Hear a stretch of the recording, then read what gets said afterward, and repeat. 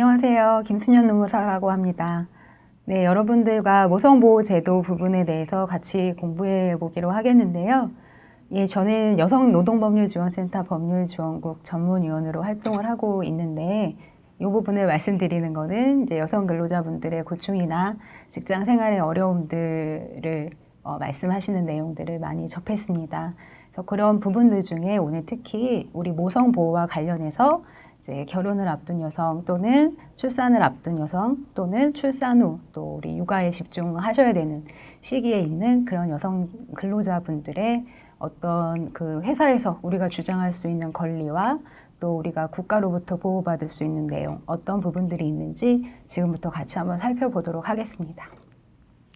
네, 어떤 부분으로 볼지 보시면은 사실 여성 그 노동을 보호하는 내용들은 참 많이 있습니다. 많이 있는데 우리가 지금 말씀드린 것처럼 출산 전과 출산 후로 나눠서 집중적으로 어떤 부분들을 우리가 어떤 권리가 있고 또 보호받을 수 있는지 집중해서 볼 것이기 때문에 많은 부분 중에서 그 부분들 위주로 살펴보기로 할 건데요. 그렇더라도 우리가 먼저 도대체 여성 노동을 보호를 한다는데 우리나라 법 체계와 또 그런 제도들이 어떤 것들이 있을까라는 부분에 대해서 개관으로 먼저 살펴보도록 하겠습니다. 그 후에 2번과 3번에 보시면은 저희 이제 출산하기 전, 그 다음에 출산 바로 직후, 예, 그 부분까지 해서 어떤 우리 근로를 하는 가운데 회사에서 우리가 보호받을 수 있는 내용이나 기타 출산 직후까지 해서 각종 고용보험 등에서 우리가 누릴 수 있는 내용들, 그런 부분들 살펴볼 거고요. 그 후에 이 부분은 아무래도 자녀가 나와 한 몸에 있을 때가 아니라 이제 자녀가 따로 내 옆에서 자게 될 때, 네, 그럴 때 또 우리가 어떻게 그 직장 생활과 그런 부분에서 일 가정을 양립할 수 있는지 그런 부분에 대해서 또 나누어서 살펴보기로 하겠습니다. 예, 그러면은 먼저 모성보호법령 개관부터 보실 건데요. 여성 노동 관련 법 체계가 있습니다. 여러분 헌법에서 법 앞에 평등, 또 근로의 권리와 의무, 여성의 권익 향상, 그리고 모성 보호에 관해서 규정을 하고 있는데요. 이와 같은 헌법에 근거해서 각종 법률들이 또 그 내용들을 구체적으로 규정하고 있습니다. 자, 그 내용들을 보시면 우리가 많이 알고 있는 근로기준법 다 들어보셨죠? 우리 근로조건에 관한 가장 기본적인 법이라고 생각하시면 되는데요. 근로기준법과 그리고 남녀고용평등과 일가정 양립 지원에 관한 법률, 이 부분은 특히 우리 어떤 성별의 어떤 그 차등을 금지하는 어떤 성별에 있어서 평등을 기본으로 직장 안에서의 그 양성평등이 이루어지도록 하는 부분에 또 주안점을 주고 만들어진 법률인데요. 네, 이 부분과 또 국가인권위원회법이나 양성평등기본법, 그리고 고용보험법, 이런 세부 법률들에서 우리가 헌법에서 얘기했던 여성 노동 관련된 내용들이 구체적으로 규정이 되어 있습니다. 자, 이렇게 헌법을 비롯해서 많은 법령들이 여성 노동 관련 법에 대해서 규율을 하고 또 각종 보호 제도들이 어떤 것들이 있는지를 소개를 하고 있는데요. 모성 보호 제도가 왜 필요할까요? 모성 보호를 우리가 이 제도로서 만들어서 또 법으로 이렇게 만들고 정책적으로 집행하고 이렇게 해야 되는 이유가 무엇일까요? 자, 이 부분 관련해서 보면 간혹 뭐 성차별이 아니냐, 왜 여성의 노동을 특별히 보호하느냐, 예, 이런 어떤 다른 이야기들이 나올 수도 있지만 모성 보호라는 부분은 연약한 여성에 대한 특별한 보호라는 내용이 아닙니다.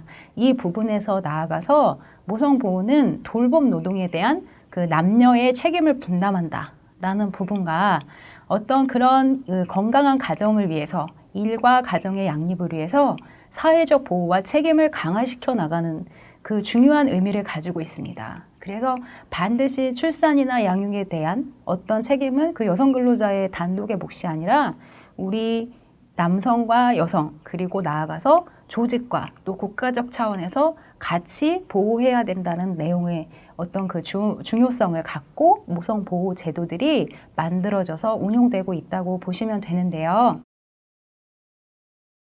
네, 그래서 모성 보호 제도는 지금 화면에서 보시는 바와 같이 여성 인력 활용의 그 현실적인 걸림돌이 되는 부분들에 대한 개선과 또 여성의 모성적인 특징, 출산이나 육아를 실질적으로 담당해야 되는 부분에 대한 특징들, 그리고 저출산에 따른 향후 노동력의 절대적 부족 문제, 또 여성의 경제활동 참가 필요성, 네, 이런 부분에 의의를 두고 모성보호 제도들이 만들어져서 운용이 되고 있습니다. 자, 그럼 많은 모성보호 관련한 많은 제도들이 있지만 그 중에서 우리가 이 시간에 집중적으로 살펴볼 내용들을 먼저 말씀드리겠는데요. 자, 화면을 보시면 지금 두 가지 색깔들이 보이죠? 한 가지 출산 전후 휴가부터 보시면은 이 내용들은 우리가 임신한 여성이 임신한 기간 동안, 그리고 출산, 그리고 출산 직후에 걸쳐서 어떤 내용들이 보장이 되는지 부분에 포커스를 두고 정리한 내용들이고요. 또 나머지 세 가지 내용들은 출산 이후에 이제 육아에 집중적인 육아가 필요한 시기에 우리가 육아에 전념하기 위해서 어떤 제도들을 활용할 수 있는지를 제목을 정리를 해드린 내용인데요. 이 내용들에 대해서는 이어서 구체적으로 한 가지씩 살펴보도록 하겠습니다.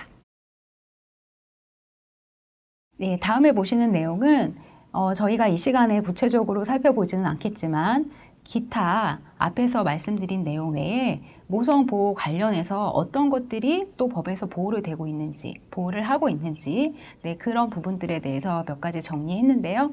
이 부분들 간단히 한번 살펴보도록 하겠습니다. 예, 먼저는 유해 위험 사업의 사용 금지라는 부분이 있습니다. 이 부분은 임산부는 임신한 여성과 임부와 산부를 함께 일컫는 말인데요.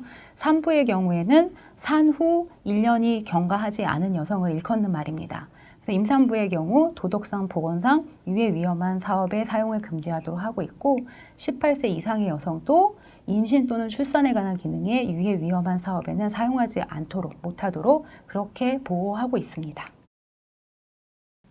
그리고 야간 휴일 근로의 제한 부분이 있는데요. 야간은 밤 10시에서 새벽 6시까지 이루어지는 근로를 야간 근로라고 하고 휴일 근로는 우리가 법정 휴일, 기타 회사에서 약정 휴일로 규정하고 있는 날들이 있는데 원래 근로하지 않은 날에 근로하게 되는 경우 그것을 이제 휴일 근로라고 하는데요. 야간 근로나 휴일 근로의 경우에 임신 중인 여성이나 산부인 경우에는 그 회사에서 필요성이 있다고 하더라도 일방적으로 요구를 할 수가 없어요. 그래서 임산부의 경우, 임신한 여성 근로자나 산부의 경우에는 명시적으로 청구를 하든지 또 근로자의 동의가 있는 경우 고용노동부 장관의 인가와 근로자 대표 사전 협의를 거치는 어려운 절차를 하셔야지 야간 휴일 근로를 시키실 수가 있죠. 그러니까 기본적으로 임산부의 야간 휴일 근로는 제한된다. 이렇게 생각하시면 됩니다. 임부의 경우에는 시간의 근로를 아예 할 수 없도록 규정을 하고 있습니다. 그래서 여러분들은 임신하셨을 경우에 연장 근로는 100% 절대적으로 금지다. 이렇게 기억하고 계시면 되고요. 더 나아가서 내 업무가 너무 과중하다 하실 경우에는 경위한 근로로 전환을 사업주에게 요청하실 수도 있습니다. 예, 산부의 경우인데요. 출산하고 1년이 경과하지 않은 여성 근로자의 경우에 임신했을 때는 시간의 근로, 연장 근로가 아예 금지가 되고 있는 거 앞에서 확인하셨죠. 산부의 경우에는 연장 근로를 할 수는 있습니다. 다만 통상의 근로자들이 일주 12시간의 합의 연장에 제한을 받는다는 부분에 비교할 때 산부는 일주에 6시간까지만 그 이상은 연장 근로를 시키지 못하도록 하고 있고요. 특히 일일 2시간의 제한도 같이 가지고 있다는 점. 여러분들이 출산하시고 1년이 안 되셨다면 혹시 회사에서 어떤 과도한 연장 근로를 요구하실 경우에 이런 내용들에 대해서 담당자한테 얘기하실 필요가 있습니다. 객내 근로 금지는 저희 탄광 그런 부분 생각하시면 되는데 원칙적으로 여성 근로자의 객내 근로는 금지가 되고 있고요. 다만 보도나 취재, 조사 이런 차원에서 일시적으로 진행을 하실 수가 있습니다. 기타 생리휴가가 보장이 되는데요. 이 부분은 다만 무급으로 보장된다는 점을 기억하셔야 돼요. 그래서 우리가 생리휴가를 월 1회에 신청해서 사용할 수는 있지만 다만 원칙적으로 생리휴가를 가시는 날은 무급이기 때문에 여러분들이 휴가를 사용하시는 하루의 급여가 지급되지 않는 것이 일단은 법의 내용입니다. 그래서 가끔은 생리휴가를 사용하시지 않고 연차휴가를 대체하시는 경우도 있는데요. 꼭 그 급여의 어떤 유급이냐 무급이냐를 떠나서 여러분들의 생리휴가는 법으로 보장된다는 점은 기억하고 계시는 것이 좋고요. 가족 돌봄 휴직 부분은 가족의 질병이나 사고 노령, 이런 부분, 우리가 아까 돌봄 노동이나 어떤 국가적 사회적 차원의 건강한 가정, 이런 부분들에 대해서 모성보호제도 의의가 있다 말씀드렸었는데, 가족 돌봄 휴직도 법에서 90일 범위 내에서 허용하도록 하고 있습니다. 그래서 사업주는 근로자가 가족 돌봄 휴직의 요건을 맞춰서 신청할 경우에 휴직을 부여하여야 되고, 그렇지 않은 경우에는 마찬가지로 벌칙이 있다는 점 기억하셔야 되고요. 자, 해고 금지 부분은 우리가 이제 여성 성별을 이유로 차별을 해서는 안 되지만, 나아가서 이런 임신 출산에 관한 기능들, 이런 거랑 관련해서 뭔가 회사에서 불이익한 조치를 받는다 그러면은 더더욱 여성 근로자들이 사회생활을 한다든지 모성이 보호되는 부분에 대해서 후퇴가 되는 결과를 낳겠죠. 그래서 해고 금지 관련해서는 임신이나 출산 등 해고 사유가 될 수 없습니다. 사유가 될 수 없을 뿐 아니라 출산 전후 휴가와 유사산 전후 휴가 기간과 그 후 30일 동안은 아예 해고 금지 기간으로 그렇게 정해져 있습니다. 그렇게 여러분들이 보호를 받으실 수 있고요. 지금까지 말씀드린 내용들은 우리가 그 국가법령정보센터라는 부분에서 여러분들이 법을 직접 확인하실 수도 있는데요. 법은 계속해서 개정을 거듭하고 있습니다. 그래서 점점 나아가는 쪽으로, 특히 모성보호제도는 점점 여성 근로자들의 경력이 단절되지 않도록 그렇게 발전이 되고 있고, 또 이제 건강한 가정을 위해서 양성이 함께 책임을 부담하고 국가와 사회적 책임이 같이 점점 더 개선되는 그런 이제 개정들이 이루어지고 있는데요. 지금 여러분들한테 말씀드린 내용들을 인터넷에서 국가법령정보센터 사이트 이용하시면은 여러분들이 직접 법을 확인하시고 개정된 내용도 확인하실 수 있습니다. 이거를 참고하시기 바랍니다. 그래서 이후에는 저희가 임신 및 출산기법, 그 임신 및 출산기의 법 규정 및 근로관계에 대해서 계속해서 살펴보도록 하겠습니다. 그래서 첫 번째로 출산 전후 휴가를 살펴보겠는데요. 자, 출산 전후 휴가는 여성 근로자들이 대부분이 다 아실 거예요. 그래서 이 부분은 임신한 여성 근로자는 출산 전후를 통해서 90일의 보호 휴가를 가실 수가 있습니다. 그리고 가장 중요한 거는 출산 후에 꼭 45일을 쉬도록 그렇게 법에서 보장을 하고 있습니다. 그리고 이제 쌍둥이를 임신하신 경우, 우리 다태아라고 법에서는 표현을 하고 있는데요. 이런 경우에는 120일까지 휴가를 사용할 수가 있습니다. 자, 여기서 90일이나 120일이라는 부분이 근로일일까요? 너무 어렵나요? 이렇게 얘기하면은 달력상의 120일이에요. 말하자면 우리가 무슨 휴가를 일요일 날 가지는 않잖아 하고 생각하실 수도 있지만, 이 법정 휴가는 따로 휴일이냐 근로일이냐를 구별하지 않고 달력상에 있는, 여러분들 달력에서 보시는 날수를 그대로 계산하시면 되는데요. 그렇게 해서 이제 출산휴가 기간은 그 달력상이 90일이라고 생각을 하시면 됩니다. 만약에 그 사이에 뭐 빨간 날들이 여러 날들이 껴있다, 그렇다고 출산휴가가 막 뒤로 그 빨간 날만큼 옮겨가지 않습니다. 그래서 정확히 90일 또는 120일이라는 거 기억하시고요. 두 번째로 이 출산 전후 휴가, 아까 우리 해고 금지에 대해서도 살펴봤는데, 출산 휴가를 갔다 왔는데 내 책상이 없어졌다, 또는 갔다 왔는데 갑자기 나보고 다른 일을 하라고 한다, 이런 일이 발생하면 여러분들이 마음 놓고 출산 휴가를 가실 수가 없겠죠.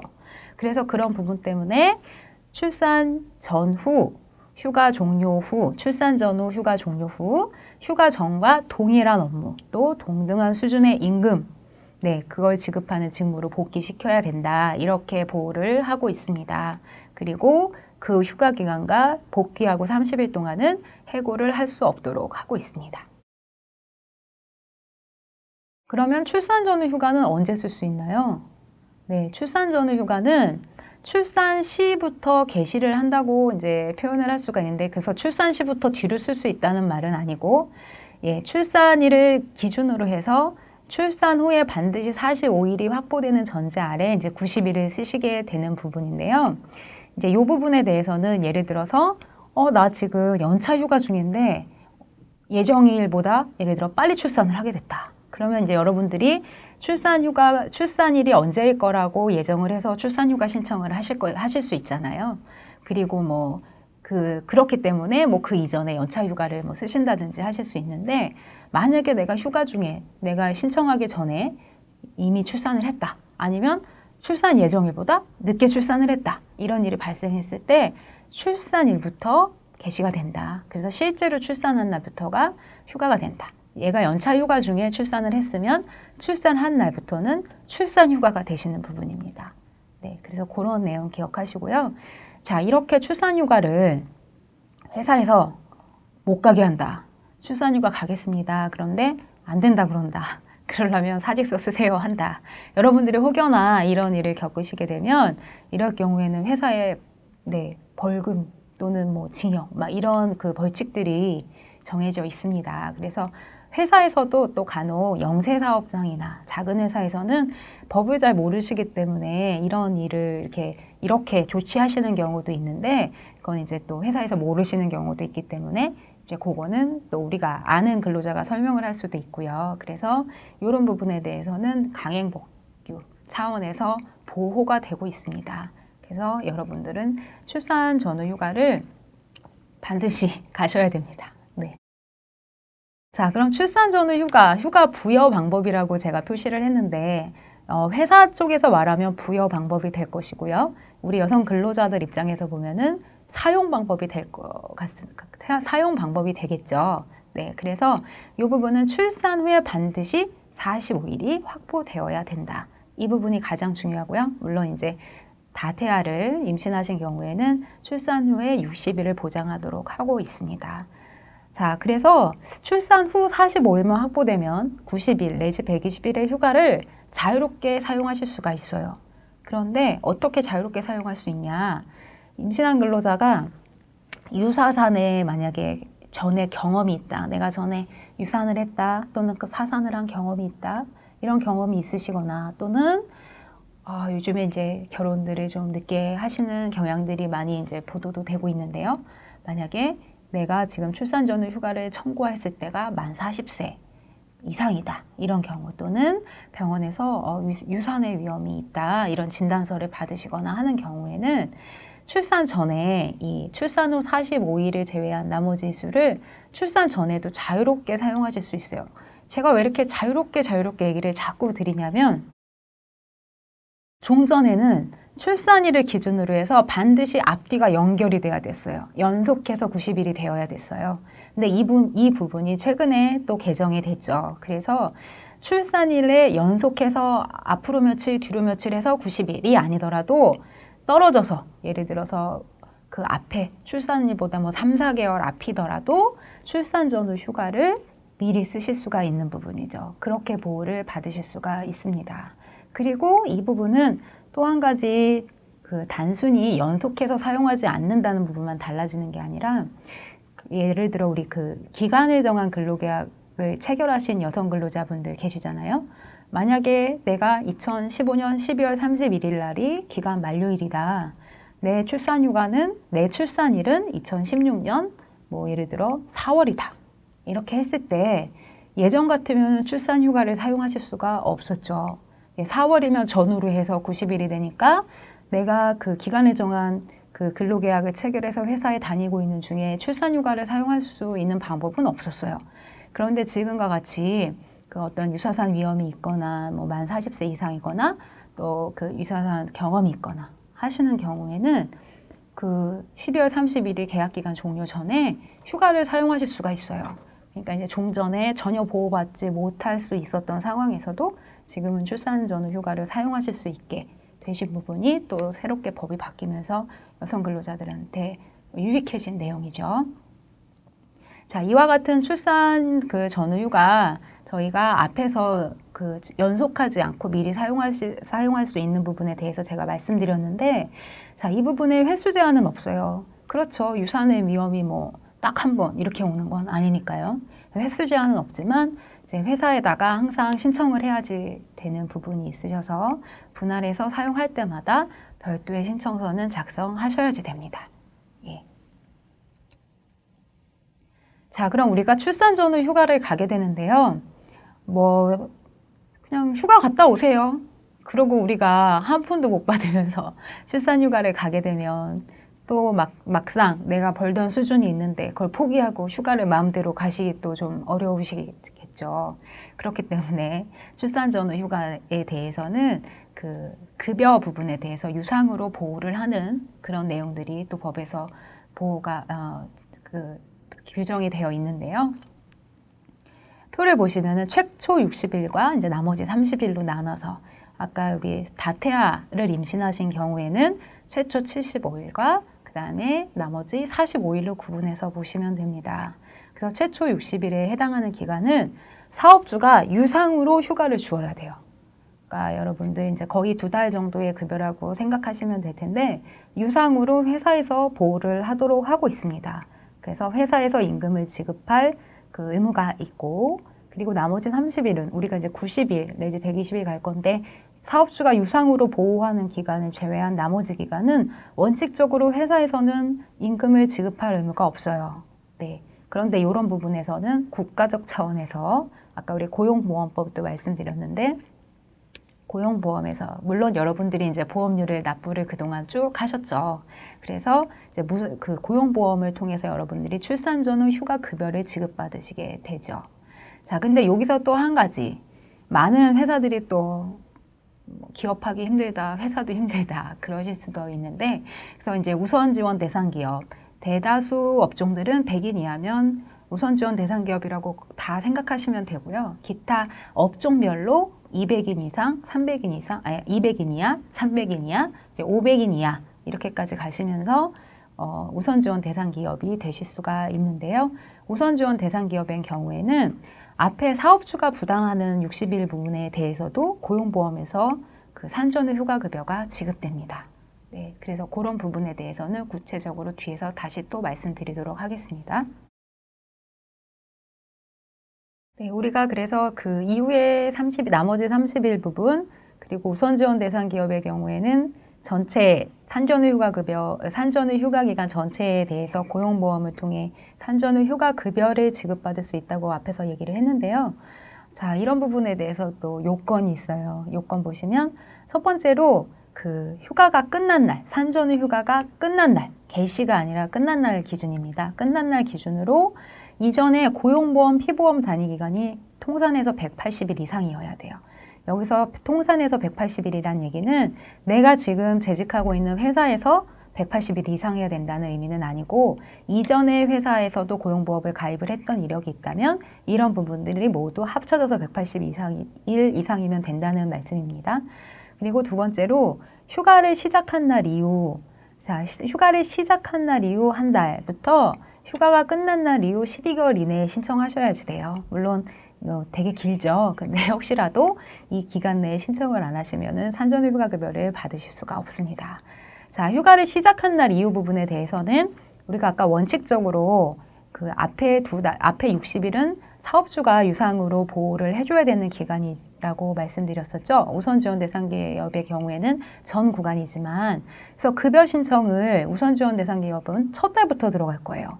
그리고 그 우선 지원 대상 기업 이외의 경우에는 이제 60일이 경과하고 한 달 지나고 들어가게 됐죠. 그래서 휴가를 시작한 날을 판단하실 때 그 내가 지금 우선 지원 대상 기업이냐 그렇지 않느냐에 따라서 내가 휴가를 시작하고 한 달 후일지 아니면 60일 지나고 나머지 30일 지나고 한 달 후일지 이 부분을 판단을 하셔야 됩니다. 자, 그러면 과연 내가 만약에 고용보험, 피보험 단위 기간이 180일이 안 된다. 그럼 여러분들 산전후 휴가를 가실 수 없을까요? 또는 산전후 휴가는 가지만 하나도 급여를 못 받으실까요? 네, 이런 부분에 대해서는 고용보험에서 산전후 휴가급여를 받으시는 부분과 산전후 휴가를 사용하시는 부분은 구별해서 생각을 하셔야지 돼요. 일단은 산전후 휴가는 출산한 여성은 모두 휴가를 갈 수가 있는 부분이에요. 그렇기 때문에 휴가를 가게 되면 회사에서는 60일 부분에 대해서는 당연히 유상으로 휴가를 부여해야 됩니다. 그래서 여러분들이 혹시 나 고용보험 180일 이상 안 됐어. 이런 사유로 나 그러면 출산 전후 휴가 못 가 뭐 이렇게 생각 안 하셔도 되고요. 그런 경우에도 60일에 대해서는 현재 재직 중인 회사의 사업주가 유상으로 보내주어야 하니까요. 물론 이제 고용보험, 피보험 단위 기간이 180일이 안 되실 경우에는 나머지 30일은 무급으로 네, 휴가를 가셔야지 될 수도 있겠죠. 네. 자, 고용보험으로 출산 전후 휴가 급여가 지급이 된다고 했었는데요. 그러면은 고용보험에서 얼마큼 주느냐? 예, 얼마큼 주느냐 관련해서 원칙적으로 회사가 앞에 60일 부분을 보장을 할 때는 여러분들이 그동안 수령하셨던 통상임금으로 지급을 하게 됩니다. 통상임금이라는 거는 되게 뭐 복잡하실 수도 있지만 제가 간단히 말씀드리면 미리 사전에 정해진 내가 항상 받고 있는 월급 있죠. 매월 바뀌는 내용이나 또는 그 시간의 수당 이런 부분을 제외하고 매월 내가 똑같이 받는 돈 그게 미리 사전에 정해진 그 금액이 통상임금이라고 판단을 하시면 됩니다. 그래서 요 통상임금을 기준으로 지급을 하게 되는데 자, 고용보험에서는 통상임금 전부를 주지는 않아요. 자, 지금 보시는 것처럼 출산 전후 휴가 그 90일에 대한 통상임금 상당액이 예를 들어서 405만 원이 넘어가시게 되면은 보험에서 지급되는 그 산전후 휴가급여는 405만 원으로 딱 상한액 제한이 되시는 거예요. 그래서 한 달에 수령하실 수 있는 금액은 135만 원이 됩니다. 물론 다태아일 경우에 120일을 가시게 되니까 그럴 경우에는 이제 540만 원 한도에서 산전후 휴가급여가 지급이 되게 됩니다. 그렇지만 하한액 같은 경우에는 예를 들어서 또 우리가 이렇게 그 회사에서 잘 모르셔서 그 최저임금 미만으로 임금을 받으셨을 수도 있어요. 통상임금을. 그래서 만약에 그 근로자, 여성 근로자의 통상임금의 수준이 그 최저임금보다 미달한다. 그럴 경우에는 최저임금을 기준으로 계산한 금액으로 여러분들의 산전후 휴가급여를 지급해드리게 됩니다. 자, 그래서 정리해서 우리가 그런 급여 도대체 얼마를 받게 될까? 정리해서 보면은 아까 봤던 표랑 비슷하시죠? 앞에 60일과 뒤에 30일 나눠서 보실 텐데요. 원칙적으로 우선 지원 대상 기업은 전 구간에 걸쳐서 고용보험에서 통상임금으로 지급을 하죠. 물론 135만 원이 넘어갈 경우에는 월 그 최대 135만 원까지만 지급이 됩니다. 자, 우선 지원 대상 기업을 제외한 다른 회사의 경우에는 최초 60일은 사업주가 통상임금 전체 주는 거예요. 고용보험에서나 135만 원으로 제한을 하지 회사에서 135만 원까지만 주는 게 아니에요. 그래서 회사에서 최초 60일은 통상임금을 전액 지급한다. 나머지 30일은 고용보험에서 나가니까 내 통상임금이 예를 들어 200이라고 하더라도 고용보험에서 135만 원을 수령하시게 될 겁니다. 그런데 자, 그러면은 우선 지원 대상 기업 전부를 고용보험에서 주는 건 좋은데 내가 우선지원 대상 기업이 아니면 회사에서 통상임금 135만 원 초과하는 것까지 다 줄 텐데 불리한 거 아니야? 이런 의문이 발생하니까 마찬가지로 네, 그런 불공정한 일이 발생하면 안 되니까 이 60일에 대해서는 만약에 고용보험에서 지급되는 상한액을 초과하는 부분이 있으면 그거는 사업주가 줘야 된다. 이렇게 규정을 하고 있죠. 그래서 여러분들은 어찌됐건 최초 60일은 여러분들의 통상임금 수준을 유지하실 수가 있습니다. 그래서 지금까지 출산 전후 휴가에 대해서 살펴봤고요. 이 부분은 이제 배우자 출산 휴가 부분인데요. 배우자 출산 휴가는 5일에 그 우리 여성 근로자분들 출산하시게 되면 우리 배우자분이 그 5일의 범위 내에서 3일의 유급 휴가를 가실 수가 있습니다. 자, 중요한 거는 신청해야 돼요. 신청. 그냥 출산을 했다고 회사에서 알아서 우리 남편분들께 휴가를 다녀오라고 하지 않습니다. 그래서 신청을 하면 회사가 부여를 해야 된다. 그리고 요 3일은 유급으로 부여가 되기 때문에 우리 그 아내분 옆에 남편분이 지키고 계시더라도 3일치 임금이 깎이지는 않습니다. 네, 그래서 이렇게 유급 처리가 가능하고요. 다만 출산 전후 휴가는 그럼 출산 직후 때만 그때만 쓸 수 있냐? 그 부분은 아니고 출산한 날부터 30일 사용하실 수가 있습니다. 30일이 지나면 아예 청구하실 수가 없는 부분 기억하셔야 되고요. 30일 미만으로 신청을 할 때 하루만 간다 이렇더라도 회사는 3일 이상을 유급으로 보장하도록 하고 있기 때문에 이제 최소 3일을 회사가 신청이 들어오면은 이제 주도록 하고 있습니다. 자, 그리고 배우자 출산 휴가는 연속해서 써야 돼요. 내가 5일을 갈 수 있어? 그러면 나는 한 달 동안에 뭐 일주일에 하루씩 가야지. 이런 부분은 안 되시니까요. 연속해서 사용할 수 있는 부분 기억하시기 바랍니다. 예, 그리고 출산일 이후에 사용하는 거, 배우자가 출산을 하면은 이제 출산 휴가를 가시는 거잖아요.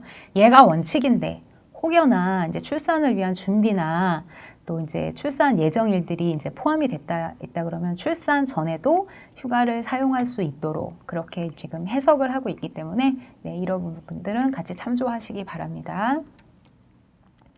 출산휴가를 신청했는데 회사에서 못 가게 한다. 여기에 대해서도 사업주에게 그 과태료에 그 벌칙이 있습니다. 그래서 회사는 이런 부분에 대해서 이행을 하셔야지 되고, 근로자가 만약에 신청했는데 받아들여지지 않을 때는 이렇게 회사가 벌칙을 가지고 있는 부분은 고용노동부 진정을 하면 여러분들이 보호를 다 받으실 수가 있겠지만, 가장 우선은 회사에 얘기해서 회사가 좋은 마음으로 승인해 주는 게 가장 바람직하겠죠.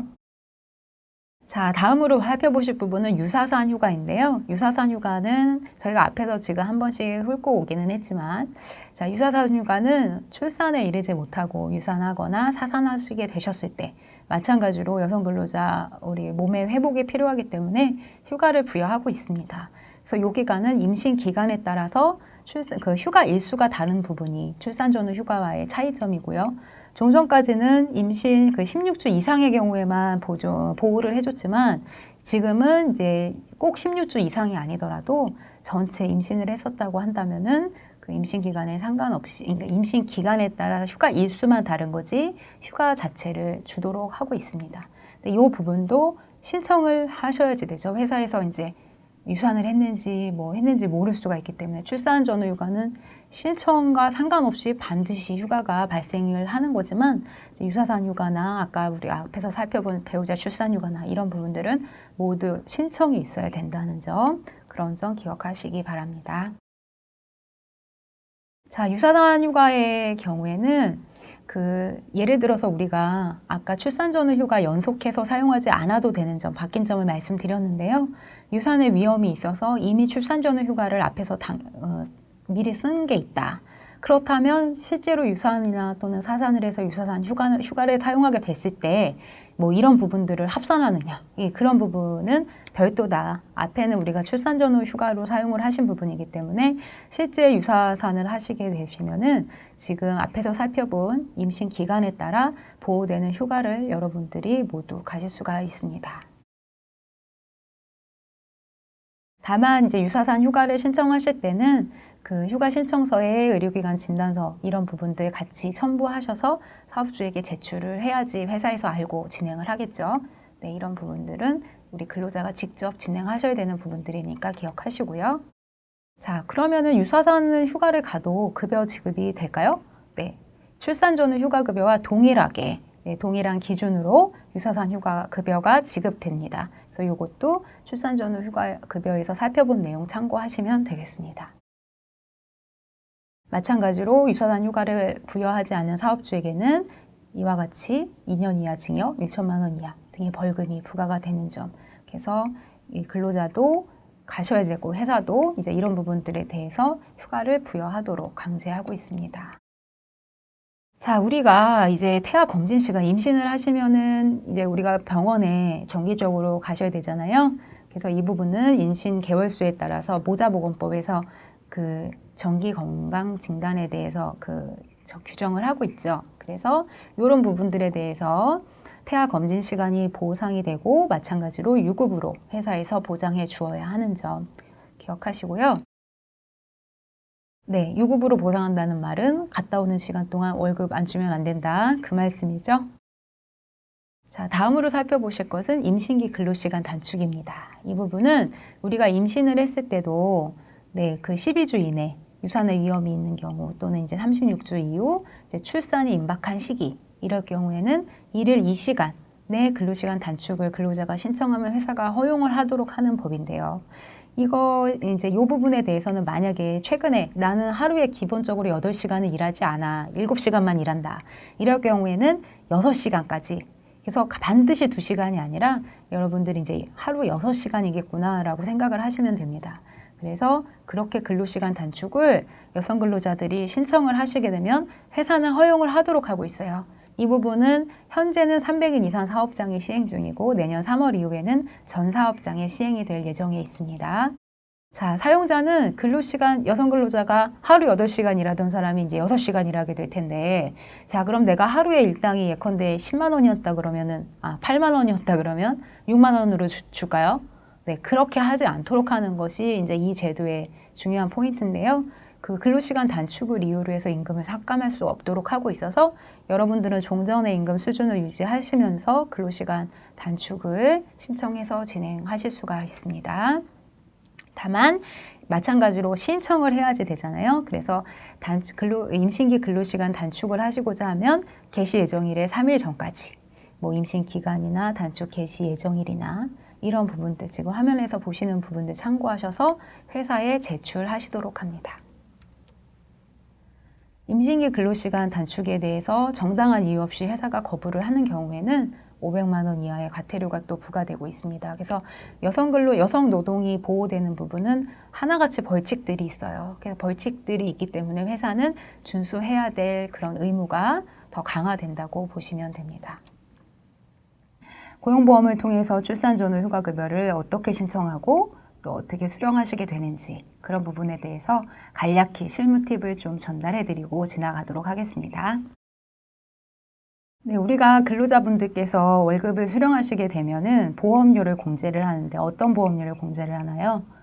네, 우리가 고용보험, 그렇죠? 그리고 건강보험, 그리고 국민연금을 공제를 하셨던 거를 아마 급여 명세서에서 보셨을 텐데요. 우리가 사회보험 하는데 왜 3가지밖에 안 하나요? 산재보험은 사업주가 100% 부담을 하도록 하고 있죠. 그래서 실질적으로 우리 근로자 보험료 부담 부분은 고용보험과 건강보험과 국민연금에서 발생을 하고 있습니다. 자, 이와 같은 내용이 출산 전후 휴가를 사용하게 될 경우에 어떻게 적용되는지 한번 살펴볼까요? 네, 고용보험과 산재보험을 보시면 최초 60일은 사업주가 유급으로 보상을 하도록 하고 있죠. 그래서 최초 60일 동안은 급여가 있는 부분에 대해서 이전과 변동사항이 없어요. 네, 그렇기 때문에 이때는 종전과 동일하게 보험료가 공제가 된다. 네, 그렇게 이해를 하시면 됩니다. 다만 60일을 제외한 나머지 30일 부분에 대해서는 회사에서 급여가 나오질 않잖아요. 법적으로. 물론 이제 우리가 단체 협약이나 또 규모가 있는 회사나 여러분들 또 재직하시는 회사 중에 출산 전후 휴가 전부를 유급으로 보상해주는 회사가 있을 수도 있겠지만 우리가 기본적인 법에서 보장하는 내용으로는 나머지 30일 기간에 대해서는 보험료 보수가 지급되지 않기 때문에 여러분들이 부담하셔야 될 보험료도 발생하지 않습니다. 그래서 이러한 경우에는 회사에서 근로자 휴직 등 신고서라는 것을 제출하게 되면 근로복지공단에 제출하게 되면 면제를 받으실 수가 있습니다. 자, 참고로 고용보험과 산재보험을 관장하는 기관은 근로복지공단이 돼서 이제 이쪽에 회사에서 신청을 하는데요. 이 원천징수에 대한 의무도 회사에 있기 때문에 이러한 뭐 사대보험 신고 및 뭐 이런 휴직 신고 이런 거와 관련해서 근로자분이 직접 하셔야 되는 내용은 아니고 회사에서 진행하여야 하는 내용인 점, 그런 점 기억하시면 됩니다. 어떻게 생겼나 한번 볼까요? 근로자 휴직 등 신고서라고 해서 이 부분은 회사의 인사 담당자가 작성을 해서 근로복지공단에 제출을 하게 되는데요. 네, 여기 보시면 고용과 상제에 표시되어 있는 부분 확인이 되실 거예요. 그리고 휴직 사유에는 근로기준법에 따른 보호휴가라고 체크가 돼 있죠. 네, 이렇게 해서 공단에 제출하게 되면 여러분들한테 회사에서 급여가 지급되지 않는 기간 동안에는 보험료가 부과되지 않도록 그렇게 조치가 됩니다. 자, 두 번째로 건강보험 한번 보겠습니다. 건강보험은 어떻게 진행될까요? 우리가 출산하시고 나서 병원을 안 가실까요? 휴가 중이라고 병원을 안 가시는 건 아니죠. 건강보험의 혜택은 여전히 여러분들이 계속 누리셔야 하기 때문에 건강보험은 보수가 지급되지 않는 기간이라고 하더라도 원칙적으로 이전과 같이 납부된다는 점을 기억하셔야지 됩니다. 최초 60일은 어차피 유급으로 보상이 되기 때문에 이전과 마찬가지로 다를 바가 없겠죠. 그리고 뭐 나머지 30일 동안에는 급여가 없어서 어떻게 되나 하실 수 있는데 어차피 건강보험 등은 1년 동안 보험료가 납부된 내용을 연말정산을 하기 때문에 여러분들의 신고된 근로소득을 기준으로 해서 어차피 정산이 진행이 됩니다. 다만 이제 보험료 자체는 부과된다는 점, 그 점은 이제 기억을 하셔야 되고요. 마지막으로 이제 국민연금인데요. 국민연금은 소득이 없는 기간에는 아까 우리 고용보험이나 산재보험과 마찬가지로 그 예외적으로 납부예외 신청을 할 수가 있습니다. 그래서 국민연금은 납부예외 신청서라는 거를 작성해서 마찬가지로 회사에서 제출을 하시면 되는데요. 자, 여기 보시면 납부예외 신청서에 표시되어 있는 부분 보이시죠? 본인 이름 적으시고, 네, 요거 기재해서 회사에서 내는 거예요. 근로자가 하는 부분은 아니고요. 그래서 이제 요 부분 기억하시고, 그 건강보험은 건강보험공단, 국민연금은 국민연금관리공단, 네, 각각의 곳으로 요 부분을 신청을 해서 그 보험료 부과와 관련돼서 적절한 조치를 취하시면 됩니다. 자, 4대 보험 관계는 이와 같이 진행이 되는데요. 그럼 우리가 이제 출산 전후 휴가 급여를 신청을 할 건데 이 부분은 어떻게 해야 하나? 자, 이 부분은 유사산 휴가를 앞에서 살펴봤는데요. 유사산 휴가 급여도 출산 전후 휴가 급여와 이제 동일하게 진행되신다고 기억을 하시면 됩니다. 자, 지급 대상이 누구냐? 지급 대상은 사업주로부터 출산 전후 휴가를 부여받아 사용하는 근로자는 모두 출산 전후 휴가 급여를 신청할 수 있습니다. 네, 그리고 출산 전후 휴가가 끝난 날 이전, 요거는 우리가 앞에서 그 급여 지금 요건으로 살펴봤었죠. 그래서 피보험 단위 기간이 180일 이상 된 근로자여야 하고요.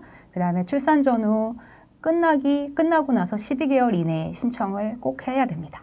신청 기간이 지나가면 이제 여러분들이 급여를 받으실 수가 없습니다. 자, 신청 시기 앞에서도 살펴봤는데요. 휴가를 시작한 날 이후 한 달 후부터 끝난 날 이후 12개월 이내에 자, 이 부분이 대규모 기업이냐 우선 지원 대상 기업이냐에 따라 다른 점은 앞에서도 살짝 살펴봤습니다. 대규모 기업은 60일이 지난 이후 1개월부터 신청하시면 되고 우선 지원 대상 기업인 경우에는 한 달 휴가 사용하시고 나서 바로 신청하실 수가 있겠죠. 자, 기한 내 신청 꼭 하실 수 있도록 하시고요. 신청 방법 어떻게 해야 되냐? 자, 이 부분은 출산 전후 휴가 확인서라는 거를 회사에서 제출을 해줘야 돼요. 자, 여기서 화면에서 보실 때 빨갛게 표기한 부분은 회사에서 만들어야 되는 그 서면이고요. 파란 색깔의 부분은 이제 근로자가 직접 작성해야 되는 부분입니다. 출산 전후 휴가 확인서는 회사에서 우리 회사 누구누구가 출산 전후 휴가 들어갔습니다를 고용센터에다가 신고하는 거예요. 그래서 회사에서 확인서를 써주고 최초에 한 번만 써주면 됩니다. 그리고 출산 전후 휴가 급여 신청서는 근로자가 직접 신청을 해야 되는데요. 아까 우리가 30일 이후부터 이제 신청 개시하고 한 달 후부터 휴가 개시하고 한 달 후부터 급여 신청을 할 수 있다고 얘기를 했었죠. 그래서 요거는 30일 단위로 90일의 시간을 30일씩 나누어서 신청을 하도록 하고 있습니다. 자, 그래서 이 부분은 온라인 신청도 하실 수 있고 고용센터를 방문하시거나 우편으로 보내시거나 팩스 신청도 다 하실 수 있어요. 그래서 온라인에 신청하실 경우에는 회사에서 관리하는 그 보험 관리하는 전자 그 EDI라든지 이런 부분이 있을 거예요. 회사에서 출산 전후 휴가 확인서를 업로드를 하면은 이제 우리는 그 온라인 ei.go.kr 들어가셔서 본인 로그인 하시고 출산 전후 휴가 급여 신청서 접수를 하시면 됩니다.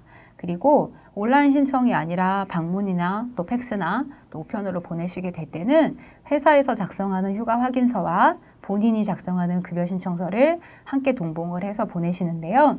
다만 이때 첨부해야 될 자료들이 있습니다. 그 부분이 위에서 중간에 있는 임금대장, 근로계약서, 네, 이런 부분들을 같이 첨부해가지고 제출하셔야 됩니다.